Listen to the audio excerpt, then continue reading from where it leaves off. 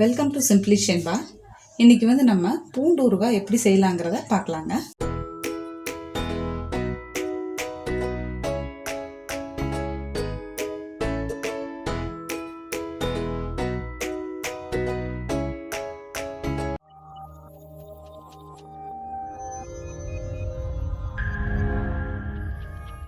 நான் 1/2 கிலோ வெங்காயம் எடுத்திருக்கேன். இதை நம்ம நல்லெண்ணெய் ஊற்றி வணக்க போகிறோம். 1/4 லிட்டர் எண்ணெய் எடுத்திருக்கேன். எண்ணெய் ஊற்றிக்கலாம்.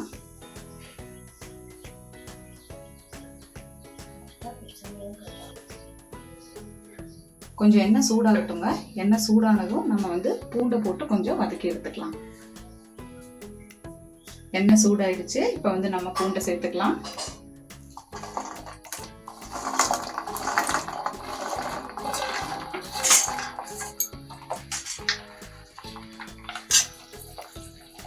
பூண்டு சீக்கிரம் வதங்கிறதுக்காக நான் கொஞ்சம் இதில் உப்பு சேர்த்துக்கிறேங்க.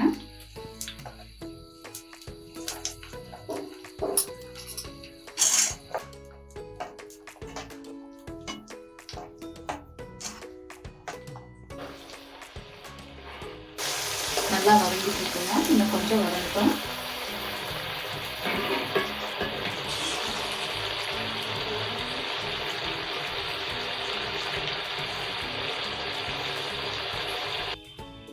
வெங்காயம் வதங்கிட்டோங்க. அதுக்குள்ளே நம்ம வறுத்து பொடிக்க வேண்டிய பொருளை ரெடி பண்ணிக்கலாம். நான் பார்த்தீங்கன்னா வெந்தயம் இந்த ஸ்பூனில் 1 ஸ்பூன் எடுத்திருக்கேன். அப்புறம் கடுகு 1 ஸ்பூன் எடுத்திருக்கேன். அப்புறம் கொஞ்சம் பெருங்காயம். இது எல்லாத்தையுமே நம்ம தனித்தனியாக வறுத்துக்கலாம். ஃபர்ஸ்ட் கடுகு,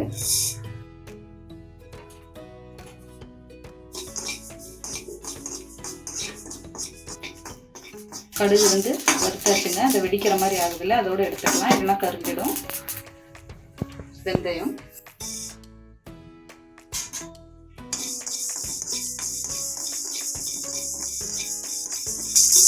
இதையே நம்ம தனித்தனியாக வறுக்கிறோம்னா ஒன்றா வறுக்கும்போது ஒன்று சீக்கிரமாக வறுபட்டுடும், ஒன்று கொஞ்சம் லேட் ஆகும். அதனால தான் தனித்தனியாக வறுத்துக்கோங்க.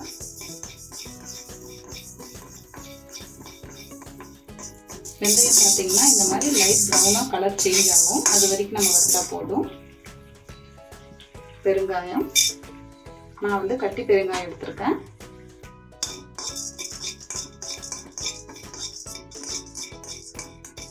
பெருங்காயம் நம்ம வறுத்தாச்சு எடுத்துக்கலாம்.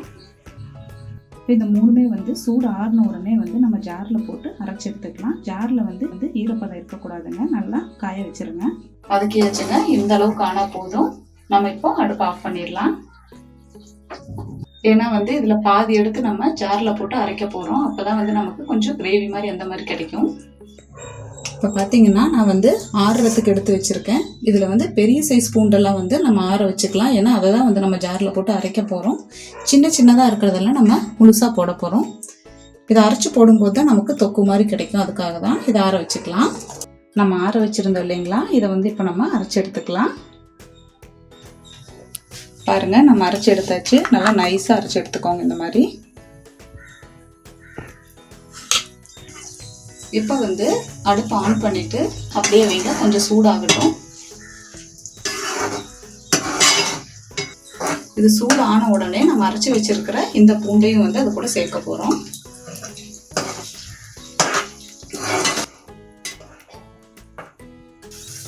சூடாயிடுச்சு. இப்போ நம்ம சேர்த்துக்கலாம். இதையும்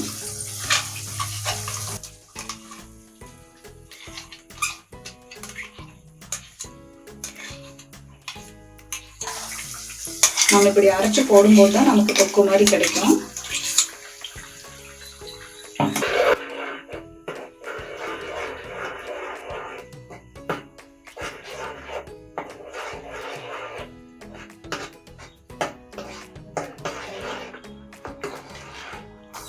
இப்போ கொஞ்சம் கலந்து விட்டாச்சு. இதில் நம்ம இப்போ மஞ்சள் சேர்த்துக்கலாம்.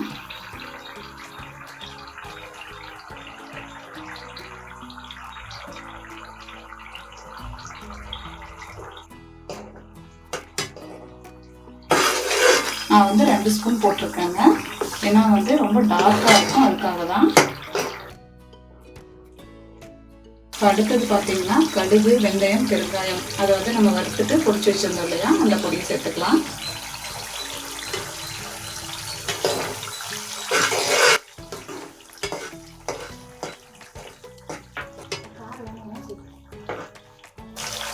மிளகாத்தூள் வந்து நான் 50 கிராம் எடுத்துருக்கேங்க. நீங்கள் வந்து காரம் சாப்பிட்றவங்களா இருந்தால் கொஞ்சம் அதிகமாக எடுத்துக்கோங்க.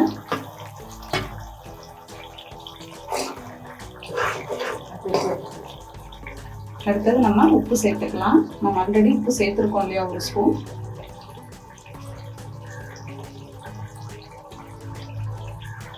உப்பு பார்த்தீங்கன்னா நான் வந்து கல்லுப்பு தான் வந்து வறுத்து பொடிச்சு வச்சிருக்கேன்.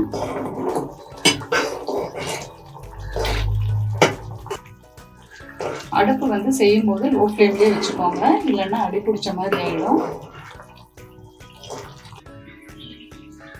இப்போ நம்ம அடுத்ததாக சேர்க்க போகிறது பார்த்தீங்கன்னா புளி. இது வந்து நான் வந்து 2 லெமன் சைஸ் அளவுக்கு எடுத்திருக்கேன். இந்த மாதிரி நல்லா கட்டியாக புளிஞ்சு வச்சுக்கோங்க, தண்ணி மாதிரி பண்ண வேண்டாம். இப்போ இதையும் வந்து அது கூட சேர்த்துக்கலாம்.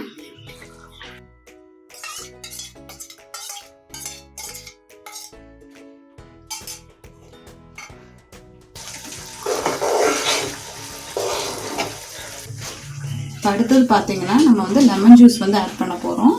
நான் பார்த்தீங்கன்னா இந்த லெமனில் 1/2 லெமன் எடுத்திருக்கேன்.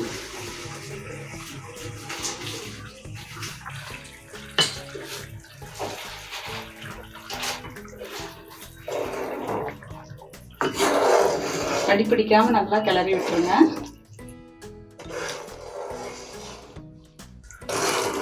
உப்பெல்லாம் பார்த்தீங்கன்னா தேவைக்கேற்ப போட்டுக்கோங்க. அடுத்தது பார்த்தீங்கன்னா இந்த கப் அளவு வந்து நான் கருப்பட்டி எடுத்திருக்கேன். இதையும் வந்து நம்ம அது கூட சேர்க்க போகிறோம். நீங்கள் கருப்பட்டியோ கரும்பு சர்க்கரையோ எது வேணுனாலும் ஆட் பண்ணிக்கோங்க.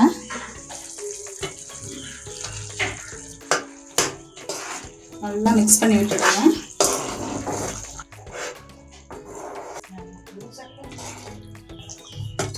நல்லா கலந்து விட்டுடலாங்க. வெல்லம் வந்து பார்த்தீங்கன்னா நம்ம டேஸ்ட்டுக்காக தான் சேர்க்குறோம். ரொம்ப புளியாக இருந்ததுன்னா கொஞ்சம் அதிகமாக வெல்லம் சேர்த்துக்கோங்க. இல்லை சில பேர்த்துக்கு பார்த்தீங்கன்னா கொஞ்சம் இனிப்பாக இருக்கிறது பிடிக்காது. அப்படி இருந்ததுன்னா நான் காமிச்ச அளவில் பாதி கப் அளவு நீங்கள் வெல்லம் சேர்த்திங்கன்னா போதும். வெல்லமோ கரும்பு சர்க்கரையோ எது வேணுமாலும் சேர்த்துக்கலாம். இதில் பார்த்தீங்கன்னா நம்ம நல்லா கிளறிக்கலாம். இது வந்து எண்ணெய் பிரிஞ்சு வர அளவுக்கு இருக்கணும். அந்த அளவுக்கு கிளறி விட்டுக்கோங்க. இதில் எல்லா பொருளும் நம்ம ஆட் பண்ணி வச்சுங்க. இதில் வந்து நல்லா எண்ணெய் வந்து பிரிஞ்சு வரணும், அந்த அளவுக்கு இருக்கட்டும். இப்போ நம்ம வந்து இதை ஃப்ரிட்ஜில் வச்சு யூஸ் பண்ணுறீங்கன்னா இதில் வந்து இந்த அளவுக்கே போதும். அப்படி இல்லை நீங்கள் வெளியே தான் வச்சு யூஸ் பண்ணுறீங்கன்னா இன்னும் கொஞ்சம் எண்ணெய் சேர்த்துக்கலாம். நான் வந்து வெளியே தாங்க வைப்பேன், ஃப்ரிட்ஜில் வச்சு யூஸ் பண்ணுறதில்ல. அப்படி ஃப்ரிட்ஜ் யூஸ் பண்ணாதவங்கன்னா நீங்கள் அப்பப்போ வெயிலில் வச்சு எடுத்துக்கலாம், அதுவே போதும், கெட்டு போகாது.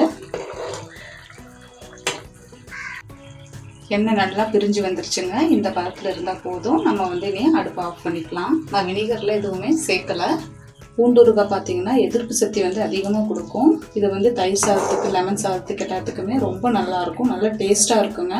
இந்த மாதிரி நீங்களும் பூண்டு ஊறுகாய் ட்ரை பண்ணி பாருங்கள். ட்ரை பண்ணி பார்த்துட்டு கமெண்ட் பண்ணுங்கள். சிம்பிளி ஷென்பா சேனலை சப்ஸ்கிரைப் பண்ணாதவங்க சப்ஸ்கிரைப் பண்ணிடுங்க. கூடவே பெல் பட்டனையும் ப்ரெஸ் பண்ணிடுங்க. தேங்க்யூ.